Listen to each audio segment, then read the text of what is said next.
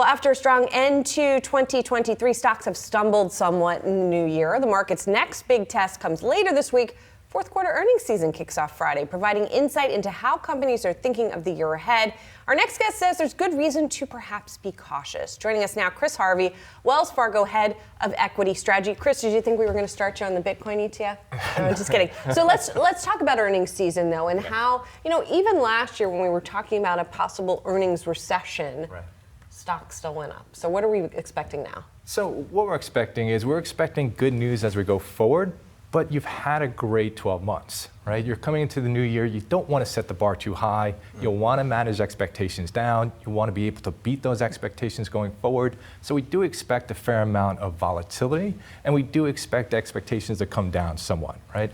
And what we've seen over the last couple of weeks is the macro's been great, but when we get to the micro or the idiosyncratic, the reaction function hasn't been too positive. You look at FedEx, you look at Nike and a few others, once you start talking about the fundamentals, the stocks haven't performed as well. So we're a little bit concerned that you could see a downdraft as companies begin to manage expectations and talk about 2024. And Chris, another theme I'm interested in with this earnings season, I'm just interested to get your take on this, is China and how you sort of hear CEOs, CFOs talk about that. China is shaky, and there's so many American companies across so many sectors look at China, those still as a really important end market. I'm just interested how you think about that and how much that kind of might pressure results. It could pressure results. However, China's been shaky, as you point out, shaky for some time. A lot of people play the reopen, but after the reopen, things haven't been so great. And everyone's waiting for China basically to get out of its own way. It hasn't yet, but the bigger picture, rest of the world, US is in a lot better shape than the rest of the world, including China.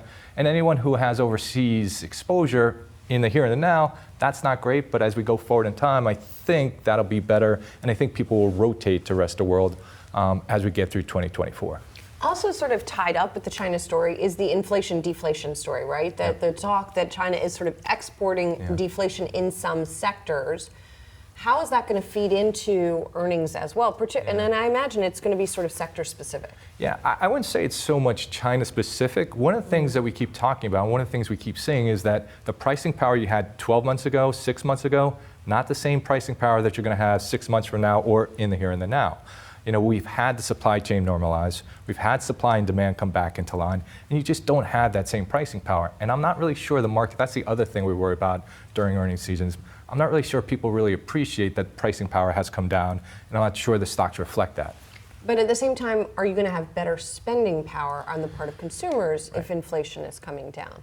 You would think so, but we're not seeing that just yet. What we're seeing is pricing is coming down, and you're still seeing a contraction in some parts of the market or univying for things like staples, parts of industrials, chemicals, commodities, so on and so forth. So you're not seeing that reaction function. They're not as elastic as you would think them to be. And Chris, beyond just this earnings season, as you look kind of further out across 2024, what does corporate earnings growth actually look like to you? How much growth are you looking for? So we're looking for mid to high single-digit growth this year and next year. One of the things that we worry about the market is we have a 250 number for 2025, and we're trading at 19 times that. Right? What the market's telling you, or what the market seems to be implying, is growth is going to be a lot better. One of the issues that we have is we never had, people tell me we had a recession. Obviously, I missed that, right? And if you don't have that recession, right, it's hard to have that big recovery. And so we're worried that there's just a little bit too much optimism around the Fed and around earnings. But we do think earnings do go higher from here. Just expectations are a little bit too aggressive, I'd say. So all said and done, you're at 46.25 for the end of the year. That's lower than we are right now. That is, yeah. So where do you go if you want to do better than that? So where you go, what we've said about this year is you really got to trade. This is not a year that you want to buy and hold, right? You want to trade around. On a sector basis, what we want is some of those big media companies, right? So we like the communication space. We have liked the communication space for some time. Big GARPy names that are working right now, but we also want to balance it out with something a little bit more risk averse. If you look at utilities, you look at healthcare, they were beaten down last year. good valuations, and we want to balance out that growth with something a little bit more defensive, because we do expect with the VIX at 13 and volatility, and everyone's certain about the path going forward, there's going to be a few bumps in the road, and that's going to protect the portfolio. And just growth at a reasonable price is for people who don't know what that is. What about tech, Chris? Still a fan of that in 2024? So within tech, what we want to be overweight software and underweight hardware, right? That's working out. How come, Chris? So the reason being is software is we're a little bit more conservative. Software is a little bit more stable. It's a little bit lower risk. And the technicals are telling you that this is a good time to get into software versus hardware. That's working out. The first couple of days of the year, we were helped out by some downgrades of Apple.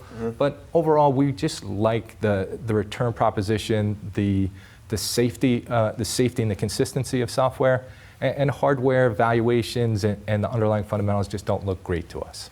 Chris, one of the other things we've been asking a lot of investors about is the election. Yep. And I'm sure that's a question you're getting from your clients. That's a good eye roll from Chris right Yeah, there. right? I mean, Here we go. But I mean, okay, as an investor, purely as an investor, what do you do around it? Or do you just can you ignore it? Should you try to ignore it? Okay. Well, here's a good thing. What we looked at is we look back at different presidents, Democrat, Republican. We looked at Senate, we looked at the House, and the most important thing for the equity market is who controls the Senate. Right. And if the Senate is controlled by the GOP, that usually goes with better returns to the stock market. The president, it's a little bit more murky. And if you look at some of the races, it does look like the GOP has a decent chance, maybe a coin toss, better than a coin toss chance of winning. So we would tell you that there's going to be a lot of entertainment on the presidential side, and we can't handicap it. But if you're looking as an investor, focus more on the Senate and those Senate races, because that's really, and if you do see the GOP starting to gain some ground, that could be a late year catalyst for a number of things, including M&A. All right, so enjoy the entertainment maybe. Enjoy the investor entertainment. Focus for the portfolio on the Senate. Chris, thank you so much for Exactly. joining us today on set. Appreciate it. Thank you.